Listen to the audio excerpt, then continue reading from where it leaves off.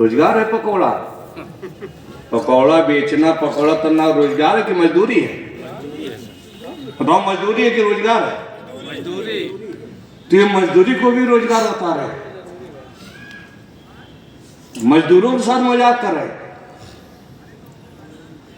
इसलिए कहना चाहते हैं कि आगे आने वाले दिनों में ये लोकतंत्र को बचाने का चुनाव है 2024 का, संविधान को बचाने का चुनाव है। ये बीजेपी संविधान से भी खिलवाड़ कर रही है, लोकतंत्र को खत्म करने की साजिश हो रही है ताकि हम सरकार के खिलाफ कुछ बोल न सके। याद रखना, जिस दिन संविधान में परिवर्तन हो जाएगा और जिस दिन लोकतंत्र खत्म हो जाएगा, उस दिन गरीबों तुम्हारी बात करने वाला कोई नेता पैदा नहीं होगा। भला हो मुलायम सिंह यादव जी का, उन्होंने गरीबों को, किसानों को, पिछड़ों को राजनीति करना सिखा दिया।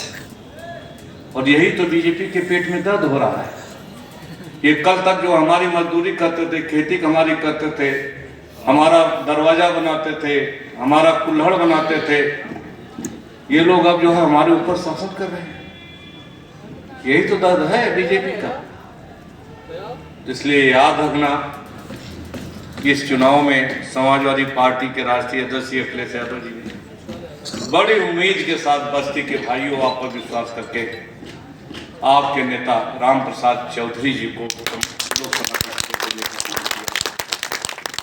और राम प्रसाद चौधरी जी कोई बहुत बड़े नेता हैं, हम इनका महत्व जानते हैं। बहुजन समाज पार्टी में कितनी बार एमएलए रहे, मंत्री रहे, विधायक रहे, और एक बात तो हमने मजाक में कह भी दिया था कि आप हमारे साथ आ जाओ। उस समय सरकार में हम थे तो आप मुस्कुराते हुए टाल गए, उस समय नहीं आए। लेकिन खुशी है कि आज आप आए समाजवादी पार्टी में। ये समाजवादी पार्टी परिवार पूरा जो है आपकी पूरी मदद करेगा, आपको जिताने का काम करेगा।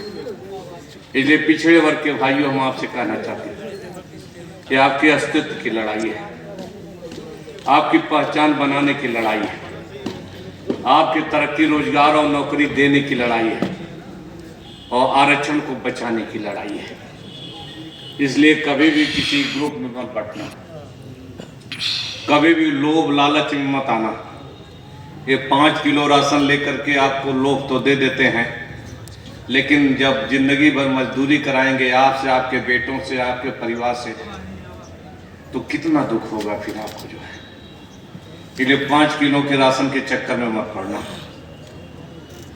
इसलिए आप गांव-गांव जाओ, इस बात की चर्चा करने का काम करो और बताने का काम करो कि आपका सम्मान, आपकी पहचान कोई कायम रख सकता है पिछड़ी जातियों की, तो समाजवादी पार्टी से अखिलेश यादव जी, ये आपका पीडीए कर सकता है आपका सम्मान, और आपके लड़कों को नौकरी रोजगार देने का अगर कोई काम कर सकता है तो समाजवादी पार्टी की सरकार में हम सभी लोग श्री अखिलेश यादव जी आपके लड़कों को नौकरी रोजगार देने का काम करेंगे।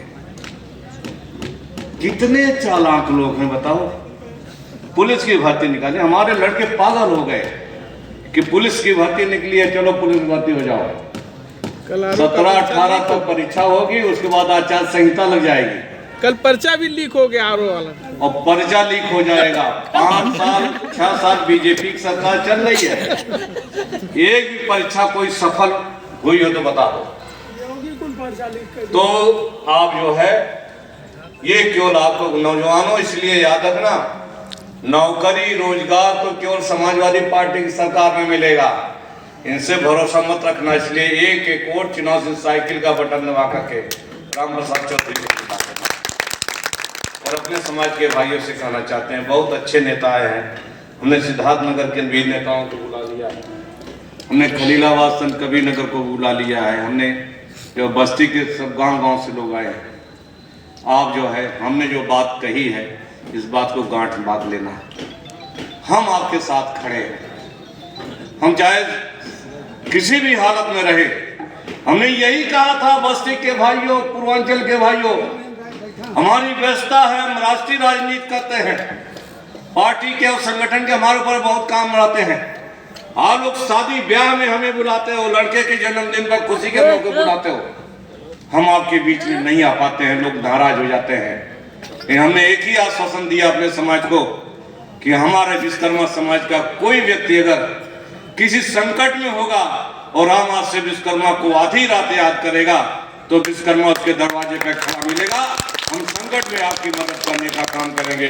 खुशी के मौके पर अगर नहीं आ पा रहे हैं तो क्षमा करना, व्यवस्था के कारण नहीं आ पा रहे हैं। हम आपसे कहने आए हैं कि आज जो है आप लोग समाजवादी पार्टी को मजबूत करो, पीडीए को मजबूत करो और आने वाले दिनों में समाजवादी पार्टी के उम्मीदवार श्री रामप्रसाद चौधरी को जिता करके माननीय अखिलेश यादव जी का सम्मान बढ़ाने का काम करो। बहुत बहुत धन्यवाद।